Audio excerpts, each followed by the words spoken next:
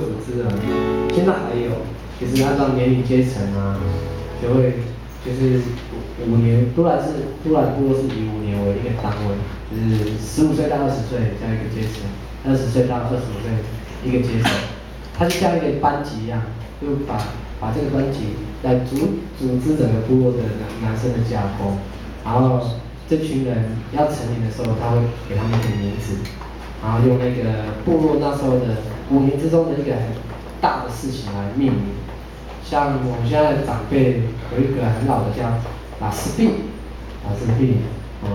还有一个叫以前都是用阿美族的语言，然后到日据时代啊就变用日文的，但是前面还是会有阿美族那个一群人的名字的开头叫拉，像到日据时代就有一个阶层，现在也还活着，叫拉迪布。对，拉迪布就是日本人来了嘛，所以就变成拉日本，因为日本人给原住民冲击实在是太大。可是突然很特别的，一直到了国民政府来的时候，就开始用中文来命名。那第一个用中文命名的阶层叫拉明代，明代不是民意代表哦，这个故事讲的，他就是中华民国取代日本人，中华民代，很特别哦。好，算了，你们知道我的意思吗？他就是那个年龄层要成立的时候，他会给他们一个名字，然后也因为这个名字，他们这群人就会因为这个名字会有向心力，然后一直这个名字会跟着他们一辈子，一直到他们老去，到他们死掉这样子。然后都兰都是用那个部落的大师来命名，然后一直到近代，从那个老明代开始就开始用中文了啊，开始有拉金门，因为金门83炮战的时候，炮战的时候抓了很多部落的年轻人去打仗，那个时候，然后拉金门后面还有一个叫拉金马。不是金马奖，是那个金马号通车经过都兰部落，然后部落的人觉得哇这是什么？就是金马号，那个时候那5年成年的年轻人就叫拉金马。当然还有一些比较特别的事情，像拉船广，洋船广，对，在民国60几年的时候，60几年的时候，就是50几年我忘记了。就是那时候台湾第一个在罗马奥运拿到奖牌的，刚好是阿美族杨传广，而且杨传广的名字还在台中市还有一条路叫传广路，很酷，这个蛮特别的。然后开始有用人名了，于是有拉金国，于是蒋经国先生来到台东，部落的长老觉得很开始就是这个事情很重大，一个总统来了。以前戒严时期的时候，其实原住民处在一个很尴尬的年代，然后总统来是一件很恐怖又很伟大的事情。在那个时候，于是用那个名字来命名。开始部落的人接触外界的世界，你看到这些名字，就知道等于是一个部落的历史。那其中也有几个阶级的名字也蛮特别的，像我们上面的阶级啊，叫拉监察。监察委员的监察，为什么会有大监察？因为监察委员总算有一个是原住民，这样合理哦。然后我们下面一个叫拉立委，因为我们部落有人写上立法委员。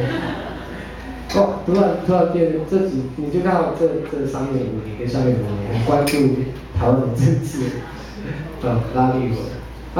我的阶级名字叫拉千禧。千禧年迁徙，然后可是我就觉得很奇怪，迁徙跟我们部落有什么关系呢？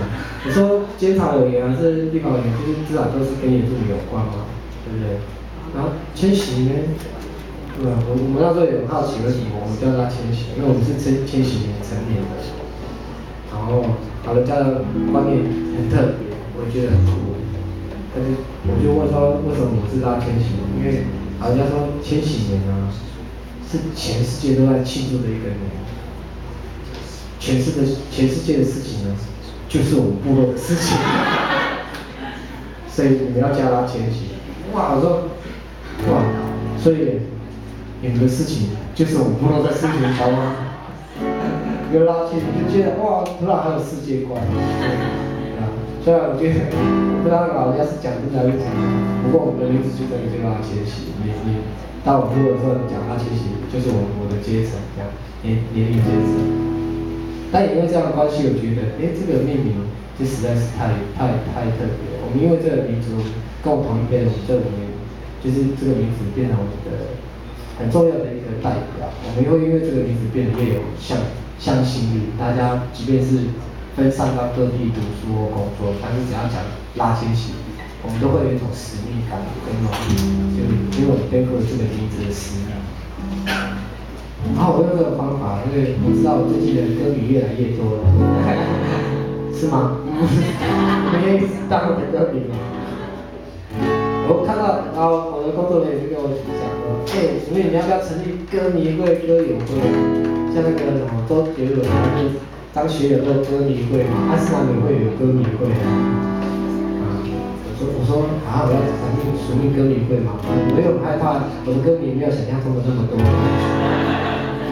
但我不晓得怎么办，但我就想到，命名这个事情很重要。所以一样是歌迷会，或许他们会因为喜欢属命，然后渐渐的也喜欢原住民的事物，一定会有哈原住民族的啦，哈族哈族都有，因为哈原住民应该有。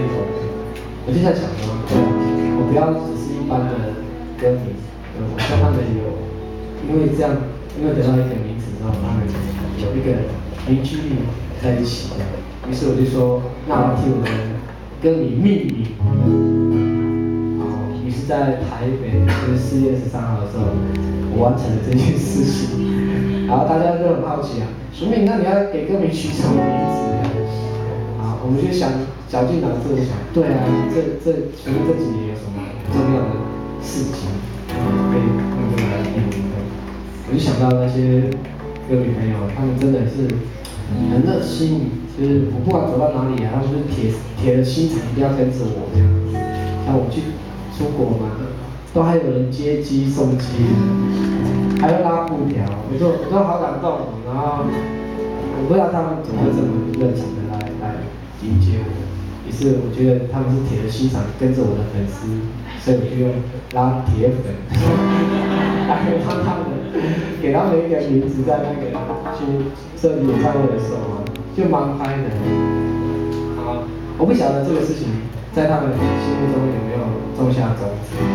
当然，我也觉得我去年发了一张母语专辑啊，得到很多，我觉得是回馈给我的一些粉丝。像我去年得到金鹰奖的最佳专辑跟最佳现场演唱，我就在台上承诺说我要煮菜给歌迷吃，因为我觉得他们对我实在太好了，免费的煮菜给歌迷吃。但因为那时候一直想说这要给歌迷吃庆功宴，应该要选一个比较特别的地方，我就选在我自己的部落，杜兰部落，而且我能够休息的时间也很少。所以那时候就选了大年初4，然后在部落里面要给歌迷吃。那时候一直在怀疑选这个时间好像不太对。过年花东如果住花莲的应该知道，就过年火车票超难买的，怎么可能会有人为了吃食物的煮的菜，然后他来去我那边？结果大年初4网络上报名了，就100多个人。真的假的？这些人真的会来吗？真的会来到都兰大学，网络上报名100多个。本来想说只有10几20个，然后我可以做好像法师两个大盘子啊，两个光脸到跟你 hello 这样子聊天。那你最近在做什么？这样，然后又在吃很高级的著名料理，又对啊，我本来是这样想象，然后就坐在一个烛光晚餐，很像瑞在招待，有没有瑞？韩国明星有没有这样一起？我本来是以为这样的空间，100多个，想说怎么办啊？很紧张，就叫我妈妈去帮我准备原住民的料理啊。然后，可是实际上那边到了200多位，惨了，根本不能像那法国料理那样。我就看到署名还在拿那个在做馒头的大锅炒，我就想一点都不帅，就是炒菜炒原住民料理给我的歌迷吃，好像又是过年，你知道吗？搞到那个游民拿来吃我，然后一个狼那个原住民青年在那边炒菜，200多位，你知道吗？有够夸张的啦，这些人就是把我们台东火车票都订走了。